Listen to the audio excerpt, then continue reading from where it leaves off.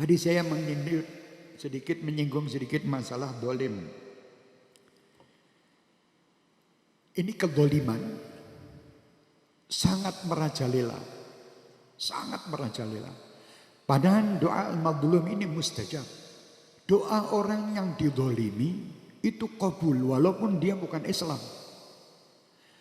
Doa yang didolimi ini kan macam-macam. Bisa kita dolim terhadap saudara kita sendiri. Dolim terhadap tubuh kita. Dolim terhadap apa yang kita miliki.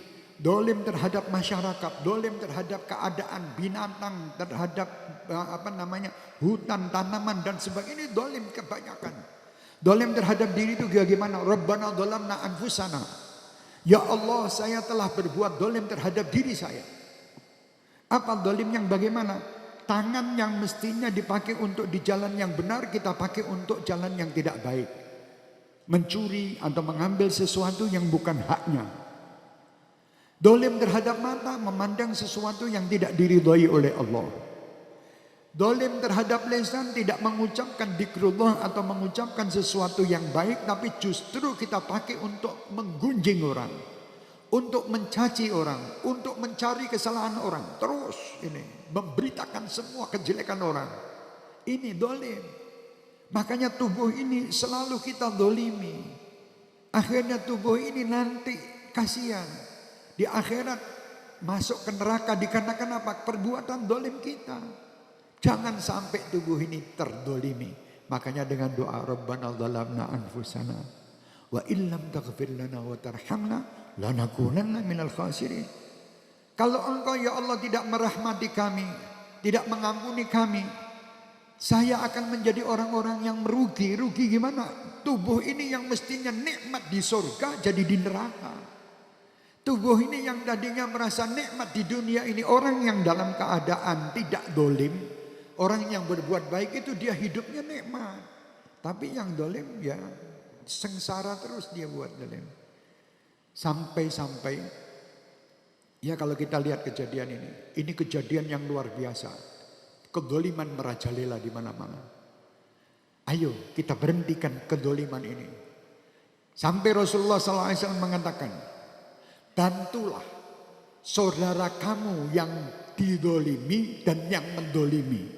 Kan lucu ini, mendolimi. Kalau yang didolimi kita bantu, tidak masalah. Kita pantas karena dia didolimi. Tapi yang mendolimi itu bagaimana ya Rasulullah membantunya? Kasih nasihat dia untuk dia tidak berbuat dolim. Dolim itu merajalela sekarang. Di antaranya dolim ini, rentenir itu termasuk orang dolim. Orang yang hutang tidak bayar itu orang dolim. Orang yang korupsi itu super dolim. Orang yang diberi amanat dia tidak menjalankan amanatnya, dia khianat, ini dolim. Orang-orang kedoliman itu luas. Orang yang menebang tanaman-tanaman di hutan yang akhirnya mengakibatkan banjir, ini dolim. Dolim, banyak kedoliman yang ada. Pernah terjadi saya mendengar di salah satu kiriman, orang mengirim saya lewat WA. Dia mengatakan seandainya corona ini akan diselesaikan oleh Allah dengan segera, apa yang akan kalian lakukan setelah ini? Apakah kalian masih tetap akan meninggalkan sholat 5 waktu? Apakah kalian masih tetap akan durhaka kepada orang tua? Apakah kalian masih tetap akan memutus tali silaturahmi? Apa kalian tetap akan makan hasil riba? Apakah kalian akan terus dolim? Kalau sudah Allah menyelesaikan ini, apa yang akan Anda niatkan saat ini setelah virus corona ini selesai? Ini niat diatur dari sekarang. Sampai-sampai kata beliau, ini kejadian-kejadian adalah kedoliman yang sangat merajalela. Yang Allah tidak ingin manusia ini saling mendolimi. Akhirnya timbullah satu virus ini untuk mengingatkan manusia untuk tidak saling mendolimi. Saling menyintai, saling mengasihi, tidak saling menang sendiri. Dan tidak saling menjatuhkan satu dengan yang lain. Contoh yang terjadi di beberapa negara konflik. Berapa juta manusia yang meninggal. Di Iran, di Irak, di Syria, di Yaman, di Palestina. Setiap hari yang meninggal itu ribuan. Siapa yang memikirkan mereka? Ada yang terus orang itu bingung untuk memikirkan mereka supaya tidak sampai mati 1000. Tapi kalau sekarang ini yang kena mati 1, kena corona, sak dunia semua memikirkan itu. Satu orang meninggal kena COVID-19, COVID-19. Kena itu. Itu semua berita tentang orang satu. Ini orang Mojosongo dari diselidiki dari Bogor, dari ini sampai ketahuan siapa yang pernah berkomunikasi sama dia, siapa yang ini terus dicek dan dicek. 1 orang. Pernahkah kalian memikir 1000 orang terbunuh di Syria? Jutaan orang terbunuh di dunia ini. Dalam waktu 1 hari ada yang mikir? Tidak ada. Yang bunuh bangga. Yang bunuh bangga. Akhirnya ada 1 anak di usia 8 tahun.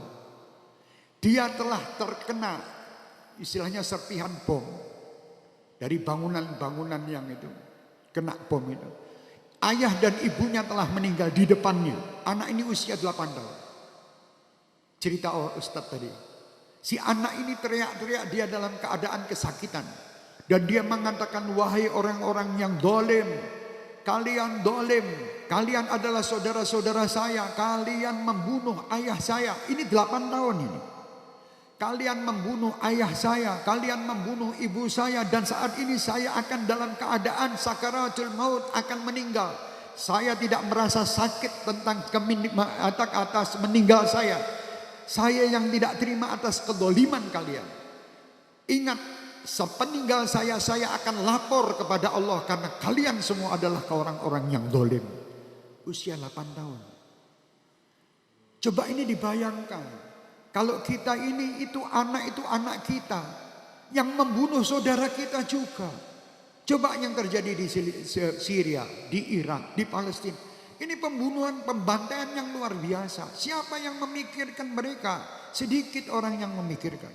Tetapi kalau COVID-19 yang memikir 1 orang yang mati, 1 yang mikir 1 dunia, dibuat lockdown supaya orang tidak keluar. Ini setiap hari terbunuh ribuan jutaan kok tidak ada yang mikir. Mbok sampaikan kepada orang-orang yang menjadi yang konflik itu, suruh berhenti. Supaya mereka tidak membunuh saudara-saudara kita. Berhenti kalian. Kenapa kalian membunuh anak-anak kecil? Kalian membunuh ibu-ibu. Kalian membunuh orang-orang tua. Itu loh ya, ini dolim. Nah, kejadian ini berapa doa anak-anak kecil tadi. Dan berapa doa orang-orang yang soleh. Dan orang-orang yang terdolimi di Palestina. Di Syria. Di Irak. Di mana namanya Yaman. Di daerah-daerah lain. Daerah konflik. Dolim itu bukan cuma orang Islam aja, Islam maupun tidak Islam, ya, Islam maupun non Muslim, doanya didengar oleh Allah. Doa orang yang terdolimi didengar oleh Allah. Jadi jangan kita merasa bahwa kami Islam bebas untuk berbuat apapun kepada orang non Muslim, tidak bisa. Aturan-aturan itu ada, kita itu hidup agama Islam adalah agama yang tidak pernah menyakiti siapapun. Agama yang mengajar kepada kita untuk tidak berbuat dolim terhadap siapapun. Ayo kita berhenti dalam hal kedoliman ini. Minimal di rumah tangga kita masing-masing dulu. Jangan kita mendolimi istri kita. Jangan mendolimi anak kita. Apa tuh dolim kepada istri apa? Kalau kita tidak pernah peduli anak dan istri ini, ya, dalam melakukan ketaatan dan ibadah, berarti kita dolim terhadap mereka. Kita wajib ingatkan, bangunkan mereka salat subuh, bangunkan mereka beribadah agar mereka ini selamat. Ku anfusakum wa ahlikum nar ini. Kalau kita tidak peduli berarti kita dolim. Dan kita memberi nafkah kepada keluarga kita dengan hasil yang halal. Kalau tidak kita dolim berarti kita menghancurkan anak cucu kita dengan hasil yang haram. Jangan. Carikan hasil yang halal. Jangan kalian takut dunia ini nanti 60 tahun, 70 tahun mati kita ini. Kita tidak akan lama. Apa manfaatnya kalian ngejar dunia semaksimal mungkin? Anda lupa ini halal dan haram. Anda mencuri sana, korupsi sini, mencari kedudukan tinggi setinggi apapun. Tapi setelah itu Anda tinggal. Ini kan orang stres. Masa mencari kedudukan setelah dia dapat gini? Mereka orang-orang kaya cari terus. Ada satu ceritanya dari Buya Hamka. Allah yarhamuh. Beliau mengatakan pernah terjadi di daerah sana di Sumatera. Ada orang kaya di zaman beliau kecil katanya. Orang kaya itu super kaya di saat itu. Dia kalau mau beli mobil Cadillac atau mobil apa bisa. Tapi dia tidak beli. Dia hanya jalan kaki dengan memakai tungket payung. Jalan kemana-mana pakai tungket payung ini orang kaya ini tadi. Si anak orang kaya ini dia memakai mobil yang bagus-bagus. Dipakai mobil yang bagus-bagus. Orang kaya ini ditanya sama orang yang ada di sekitarnya, Pak, Bapak ini kan kaya raya. Kenapa Bapak kok jalan kaki pakai tungket payung ini? Loh, sedangkan anak Bapak itu naik mobil-mobil yang bagus. Iya Mas katanya, saya ini anak orang tidak mampu. Kalau dia anak orang mampu. Loh lucu kan? Dia orang gila. Saya anak orang tidak mampu, jadi saya kudu ketok kiri ini terus. Ini padahal dia yang cari duit, dia yang kaya, yang rasakan anak. Padahal kan mestinya tidak. Ayo dirasakan. Ya. Jadi kita ini kadang subhanallah lupa mencari ini mencari itu sampai meninggalkan semuanya, sholat tertinggal, ibadah tertinggal, hanya mencari harta. Setelah harta kita miliki kita mati. Subhanallah. Apa nikmatnya? Nikmatnya sekarang cari harta yang halal, lebih baik dapat yang halal. Jadi dikatakan itu lebih baik engkau menaruh pasir di mulutmu daripada kamu memakan 1 rupiah uang yang haram. Saya tidak bisa mangano pasir lebih nikmat daripada masuk 1 haram daripada hasil yang haram. Hasil haram itu apa? Bukan cuma riba aja, termasuk hai manusia di saat ini yang utang-utang ini punya niat bayar. Bukan kita tidak mengatakan tidak boleh, niat dibayar. Kalau tidak Anda dolim juga. Anda telah mendolimi keluarga Anda dengan memberi makan hasil utangan yang Anda niatkan untuk tidak membayar. Kalau orang niat untuk membayar, insya Allah Allah akan kasih jalan. Tapi kalau niatnya sudah gampang, diserahin doa apa-apa. Yaitu pesan dolim dan insya Allah. Saya yakin kalian semua tidak termasuk seperti apa yang saya ceritakan. Tidak. Saya ini hanya menceritakan, termasuk saya ini belum tentu orang yang baik. Tapi kita sama-sama ayo kita berbuat yang baik. Insya Allah tidak ada kata-kata tidak. Kita wajib mengatakan saya mampu atas izin Allah. Saya bisa atas izin Allah. Tidak itu la ilaha illallah Muhammad Rasulullah. Tidak ada Tuhan selain Allah. Itu pakai tidak. Sebagaimana Zainal Ali Zainal Abidin. Ini orang tidak pernah meratakan tidak. Walaupun dikatakan pencuri tetap dia mengatakannya. Iya, kamu mencuri harta saya. Sampai seperti itu dari baiknya. Luar biasa. Zainal Ali Zainal Abidin. Ayo kalau sekarang ada orang-orang seperti beliau-beliau ini luar biasa. Sebagai penutup dari yang kita sampaikan ini, ada cerita Habib Umar bin Habib. Habib Umar ini di sini kalau masyarakat kita seperti itu, insya Allah bagus. Jadi Habib Umar ini menceritakan ada satu orang tua membawa anak. Anaknya ini diajak untuk mencari guru yang tepat untuk si anak ini. Digandeng anaknya. Digandeng ada satu majelis besar. Ini Ustadz ini masih ceramah. Tahu-tahu si bapak ini mengatakan kepada Ustadz itu, Ustadz kamu ini, ya omongan yang sedikit mungkin membuat sakit si Ustadz tadi. Membuat sakit si Ustadz, jengkel Ustadz itu. Kamu ini jangan cuma ceramah aja, lakukan, jangan ngomong tok, misalnya gitu. Tahu-tahu si Ustadz ini ngomel, kamu mau apa ke sini? Kamu mengotori tempat saya, nyingkir kamu dari sini. Nyingkir si bapak ini sama si anak. Datang lagi ke satu majelis, ada orang ceramah juga. Tidak begitu banyak, sedikit tapi ini. Terus dia bilang, kamu itu jangan cuma ngomong, harus kamu melakukan ini. Nangis Ustadz. Nangis gugup. Murid-muridnya di situ heran, kenapa Ustadz ini nangis? Dia mengatakan, ya Fulan, terima kasih engkau mengingatkan saya. Masih ada lagi banyak yang belum kamu ungkapkan. Tolong ungkapkan supaya saya sadar kalau saya ini orang yang kurang. Nah, si ayah ini bilang sama anak, jadikan dia gurumu. Bukan yang pertama tadi, jadikan yang kedua ini. Jadi maksudnya orang seperti ini loh sing dadakno guru. Seperti itu. Nah, saya jadi ingat cerita Sayyidina Ali Zainal Abidin. Sayyidina Ali Zainal Abidin waktu di sholat di masjid, ada orang bawa bungkusan. Setelah dia sholat selesai, dilihat bungkusannya kok tidak ada. Situ ada Sayyidina Ali As-Sajjad ini. Hei fulan, kamu mencuri uang saya, bungkusan saya. Saya tidak.